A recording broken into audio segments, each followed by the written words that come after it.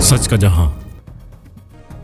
वजीर बल्दियात सिंध सईद गनी की ज़ेर सदारत Karachi water and sewerage corporation का अहम इजलास मुनक्किद, जिसमें additional chief secretary local government Syed Khalid Haider Shah, CEO Ahmed Ali Siddiqui, CEO Asadullah Khan, chief engineer Zafar Ali Palijo समेत दीगर अफसरान ने शिरकत की। इजलास में पानी की मुनसिफाना तकसीम और मौसम गर्मा में बिला तातुल फराहमी यकीनी बनाने के इकदाम पर गौर किया गया। सईद गनी ने शहर में पानी की तलब और रसद में वाज़ेह कमी है, लेकिन मुनसिफाना तकसीम के जरिए इस मसले पर काबू पाया जा सकता है। CEO अहमद अली सदीकी ने बताया कि सफूरा टाउन में 84 इंच कतर की लाइन में रिसाव के बाइस बंद की गई। लाइन की रिकॉर्ड 60 घंटों में बहाल कर दिया गया। CEO असदुल्ला खान ने कहा कि पंपिंग स्टेशन को सोलर एनर्जी पर मुंतकिल करने और इलेक्ट्रिक के इश्तराक से लोड शेडिंग से मुस्तस्ना करने के इकदाम जारी हैं।